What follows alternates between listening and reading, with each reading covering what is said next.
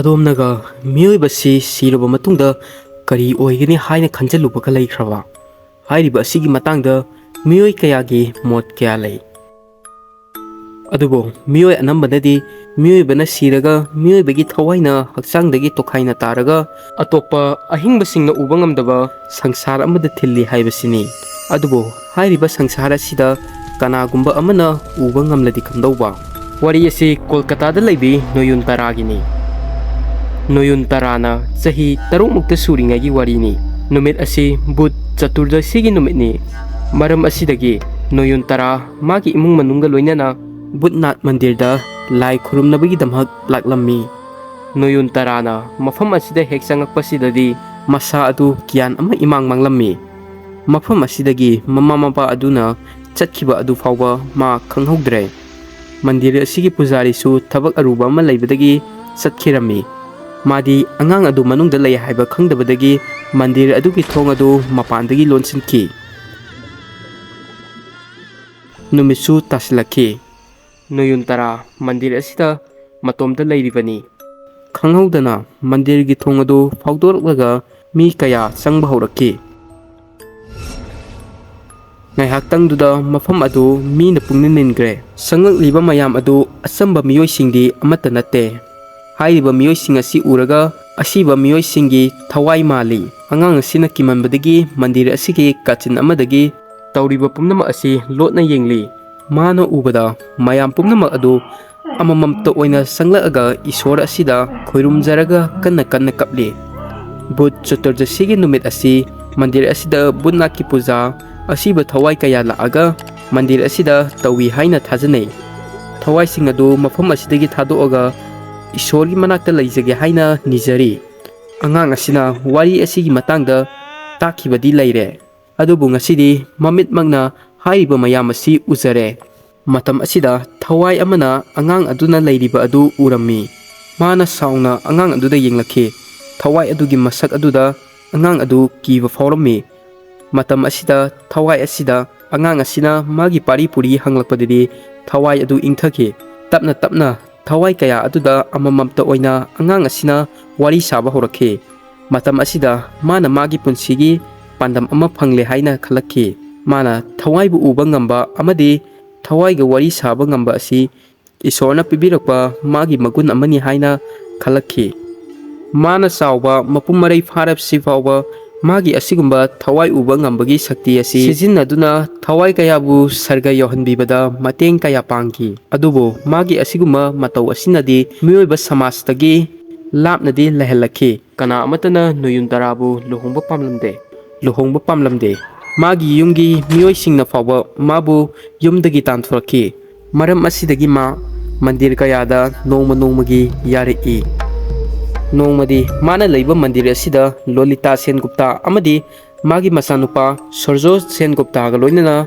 ꯃꯟꯗꯤꯔ ꯑꯗꯨꯗ ꯂꯥꯛꯑꯝꯃꯤ꯫ ꯁꯣꯔꯖꯣ ꯑꯗꯨ ꯅꯣꯌꯣꯟꯇꯥꯔꯥꯅ ꯍꯦꯛ ꯎꯕꯒ ꯃꯁꯥꯗ ꯀꯩꯅꯣꯝꯃ ꯐꯥꯎꯔꯝꯃꯤ꯫ ꯁꯣꯔꯖꯣꯅ ꯅꯨꯄꯤ ꯑꯗꯨꯒꯤ ꯃꯐꯝꯗꯒꯤ ꯃꯇꯦꯡ ꯑꯃ ꯗꯔꯀꯥꯔ ꯂꯩꯔꯦ ꯍꯥꯏꯅ ꯃꯥꯅ ꯈꯜꯂꯤ꯫ ꯁꯣꯔꯖꯣ ꯁꯦꯟꯒꯨꯞꯇꯥ ꯃꯥꯒꯤ ꯐꯦꯃꯤꯂꯤꯒ ꯂꯣꯏꯅꯅ ꯀꯣꯜꯀꯇꯥꯗ ꯂꯩꯕ ꯄꯔꯤ ꯃꯍꯜꯗ ꯂꯩꯕꯅꯤ꯫ ꯄꯔꯤ ꯃꯍꯜ ꯑꯁꯤ ꯃꯥꯒꯤ ꯃꯄꯥ ꯃꯄꯨꯒꯤ ꯃꯇꯝꯗꯒꯤ ꯂꯩꯔꯛꯄꯅꯤ꯫ ꯁꯦꯟꯒꯨꯞꯇꯥ ꯁꯥꯒꯩ ꯑꯁꯤ ꯁꯃꯥꯖꯇ ꯏꯖꯠ ꯌꯥꯝꯅ ꯋꯥꯡꯕ ꯏꯃꯨꯡ ꯑꯃꯅꯤ꯫ ꯏꯖꯠ ꯀꯌꯥ ꯑꯁꯤꯗꯁꯨ ꯅꯠꯇꯅ ꯃꯣꯏꯒꯤ ꯃꯐꯝꯗ ꯃꯃꯜ ꯌꯥꯝꯂꯕ ꯁꯦꯟ ꯊꯨꯝ ꯀꯌꯥ ꯃꯔꯥꯡ ꯀꯥꯏꯅ ꯄꯥꯏꯕ ꯁꯥꯒꯩꯅꯤ꯫ ꯑꯗꯨꯕꯨ ꯃꯍꯜ ꯑꯁꯤꯗ ꯀꯅꯥꯅꯁꯨ ꯈꯪꯕ ꯉꯝꯂꯔꯣꯏꯗꯕ ꯋꯥꯐꯝ ꯀꯌꯥ ꯂꯣꯠꯂꯒ ꯂꯩꯔꯤꯕꯅꯤ꯫ ꯅꯣꯡꯃꯒꯤ ꯅꯨꯡꯗꯥꯡ ꯑꯃꯗ ꯁꯣꯔꯖꯣ ꯇꯨꯝꯊꯅꯕ ꯐꯅ ꯀꯟꯅ ꯍꯣꯠꯅꯔꯕꯁꯨ ꯇꯨꯝꯊꯕ ꯌꯥꯔꯝꯗꯦ꯫ ꯃꯁꯥ ꯑꯗꯨ ꯑꯃꯗ ꯑꯃꯨꯛ ꯑꯣꯟ ꯇꯧꯗꯨꯅ ꯇꯨꯝꯕ ꯑꯗꯨ ꯊꯦꯝꯂꯤ꯫ ꯃꯥꯒꯤ ꯃꯪꯗ ꯂꯨꯍꯣꯡꯕꯒꯤ ꯁꯥꯔꯤ ꯁꯦꯠꯄꯤ ꯅꯨꯄꯤ ꯑꯃꯅ ꯐꯝꯂꯒ ꯃꯥꯒꯤ ꯃꯉꯛ ꯃꯦꯠꯇꯨꯅ ꯂꯩꯔꯤ꯫ ꯑꯗꯨꯕꯨ ꯀꯤꯃꯟꯕꯗꯒꯤ ꯃꯥꯅ ꯃꯃꯤꯠ ꯄꯥꯡꯊꯣꯔꯛꯄꯗꯗꯤ ꯃꯐꯝ ꯑꯗꯨꯗ ꯀꯅꯥꯁꯨ ꯂꯩꯔꯝꯗꯦ꯫ ꯃꯇꯝ ꯑꯁꯤꯗ ꯑꯉꯛꯄ ꯑꯃ ꯃꯥꯅ ꯎꯈꯤ꯫ ꯃꯗꯨꯗꯤ ꯀꯥ ꯑꯁꯤꯒꯤ ꯊꯣꯡꯗ ꯑꯉꯥꯡꯕ ꯁꯥꯔꯤ ꯁꯦꯠꯄꯤ ꯅꯨꯄꯤ ꯑꯃ ꯂꯦꯞꯇꯨꯅ ꯂꯩꯔꯝꯃꯤ꯫ ꯃꯥ ꯀꯥ ꯑꯗꯨꯗꯒꯤ ꯃꯄꯥꯟꯔꯣꯝꯗ ꯊꯣꯛꯂꯛꯈꯤꯔꯝꯃꯤ꯫ ꯁꯣꯔꯖꯣꯅ ꯀꯔꯤꯝꯇ ꯈꯟꯊꯕ ꯇꯧꯗꯕꯤꯗ ꯅꯨꯄꯤ ꯑꯗꯨꯒꯤ ꯃꯇꯨꯡꯗ ꯏꯟꯅꯔꯛꯂꯝꯃꯤ꯫ ꯃꯥꯅ ꯀꯥ ꯑꯗꯨꯗꯒꯤ ꯊꯣꯛꯂꯛꯄꯗꯗꯤ ꯃꯐꯝ ꯑꯗꯨꯗ ꯀꯅꯥꯝꯇꯁꯨ ꯂꯩꯔꯝꯗꯦ꯫ ꯃꯇꯝ ꯑꯁꯤꯗ ꯌꯨꯝꯖꯥꯎ ꯑꯁꯤꯒꯤ ꯋꯥꯜꯗ ꯊꯦꯠꯄ ꯌꯥꯝꯅ ꯆꯥꯎꯕ ꯃꯤꯡꯁꯦꯜ ꯑꯗꯨꯗ ꯃꯐꯝ ꯈꯨꯗꯤꯡꯃꯛꯇ ꯂꯨꯍꯣꯡꯕꯒꯤ ꯑꯉꯥꯡꯕ ꯁꯥꯔꯤ ꯁꯦꯠꯄꯤ ꯅꯨꯄꯤ ꯀꯌꯥ ꯃꯐꯝ ꯑꯗꯨꯗ ꯂꯩꯕ ꯎꯈꯤ꯫ ꯑꯗꯨꯕꯨ ꯄꯨꯝꯅꯃꯛ ꯑꯁꯤ ꯃꯤꯡꯁꯦꯜꯗ ꯈꯛ ꯎꯖꯕꯅꯤ꯫ ꯇꯁꯦꯡꯕꯗꯗꯤ ꯀꯅꯥꯁꯨ ꯂꯩꯔꯝꯗꯦ꯫ Matam asida kanagumba nupi amana kappagi khonjel mathak thangba stair room dagi tarki. Man stair room da lakpadadi ngasagi nupi adu mangak nontharaga kaptuna lairamba thingnaki. Mana naksilubadadi nupi adugi mahendi sangba khong adu urami. Sorjona karigumba ama hangge tawbada khangawdana nupi adugi khong adu maninglomda thiktokhirami. Nupi aduna sorjoda mamit khana yenglaklami. Sorjona nupi adu ubadadi masa adu lengba phongamkhidre. Maramdi nupi adu kanasu nate. Magi laigidrabi hana luhongadabagi haina signaduna lairibi saudi oirami. Masi ubadama tumbadagi mikap tholakhi. Numit asidagi sorjona afataba mang toina mangba horaki. Maram asidagi mandir khudimakta chattuna magi awaba asidagi koksanaba tawribani. Sorjora amadi magi mamana mandir asida mabu thengnakhibani. Lolitana Noyontarabu hek ubada sorjogi punsi asi nupi asina hongdokpa ngamgani haina khalakhi. Maram asidagi Noyontara amadi sorjo sengupta moi anibu luhongnaba silami. Luhongnaba matung nupi asibu yumjao aduda puraklami. Adubu Noyontara di khangba nate. Madudi yumjao aduda thawai kaya mabu ngaiduna leiri haibududi. Adubu yumjao adugi thawai sing adusu Noyontara asi isam chamba nupi nate haibasi moisu khangde. Noyontara sorjoga punna luhongbasida yamna haraujarami. Adubu sorjodi ipam pamlamde. Luhongbagi ahanba nungdang asidagi sorjona Noyontarada nanga luhongbasi imana haibagi luhongbani haina haiki. Adu tabada mahak nungaijaramde. Adubu nupa aduga nongnini leiminaraga nungsibirakani haibadi khangni. Matam khara leibaga tumba changle. Ahing nongaida Noyontarado ising thangninglakpadagi kitchen lomda changlami. Mana halakpadadi sorjogi mamangmaktada nupi ama paiduna leiramba thingnakhi.